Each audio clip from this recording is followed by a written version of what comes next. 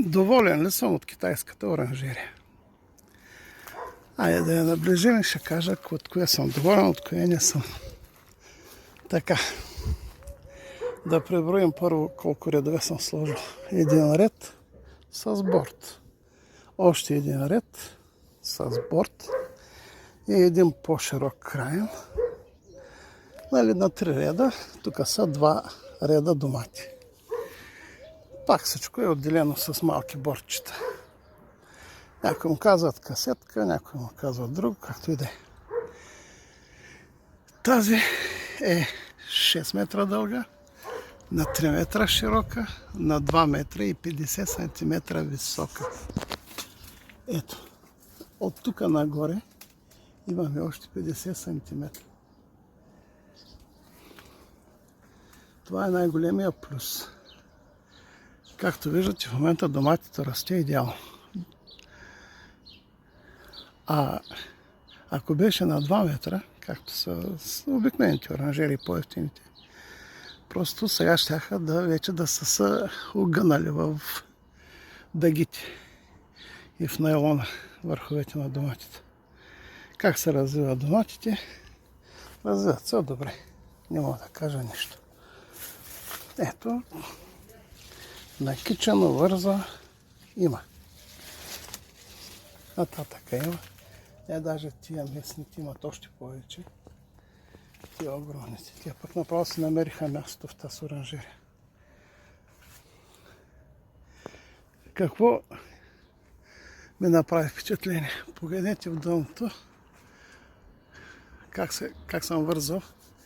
Навил съм и съм вързал вратата, деца каза. 2 врати. Ами, значи, добре е, че го има този вариант.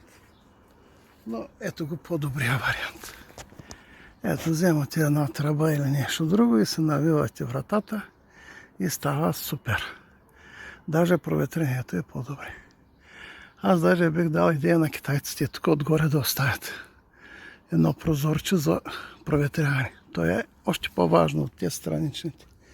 Тия страничните е просто за началото вършиха работа, но сега не казвам каква работа могат да свършат, дано да проветряват.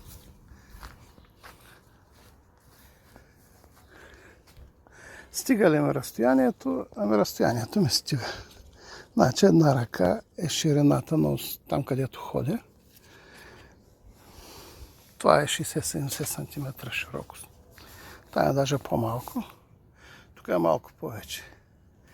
Но пак една ръка разстояние. Почти колкото едни малко по-малко от ширината на рамените. Но смятам, че за домати е достатъчно. Може да влизате, да излизате, да пръскате. Каквото искате може да правите. Само да ви се прави. Да берете, да ядете. Капково напояване. Нали съм сложил. Не е проблем. Гледането. Даже не съм пръскал. Което ми направи най-силно впечатление. Тази година в толкова много дъжд, никакво пръскане. Един път съм минал с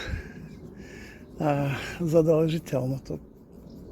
Но то беше в разсадова форма, още като бяха доматите. С проплант. Повече не съм ползвал.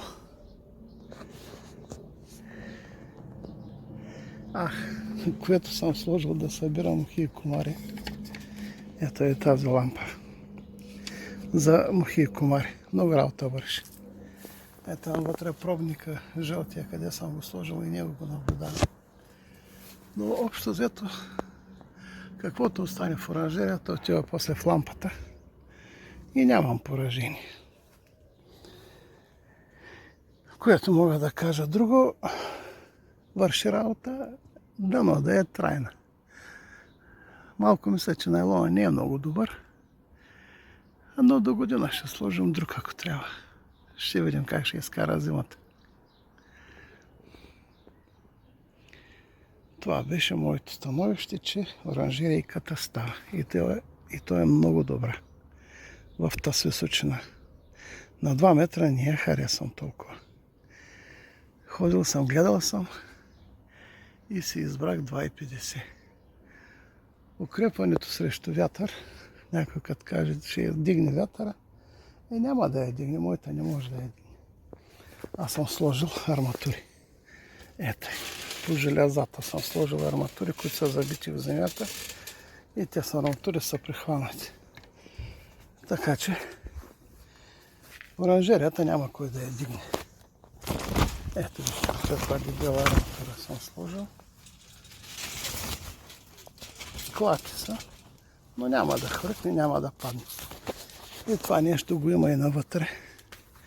И по този начин държим оранжерията на едно място. Пластична е. Тук съм усилил допълнително със стил да не минава и така, да го няма това подължи на движението. Сложих разпонки. Две, те свършиха работа, въпреки че и долу има, но понеже е по-висока, ето тук е по-висока, това тук имаме, но понеже е по-висока, забелязах, че е тук като крепих оранжерията, спря да се люлей. Ами това е, което виждам. Хареса ми. И още нещо. Да забележим оригиналните булчета.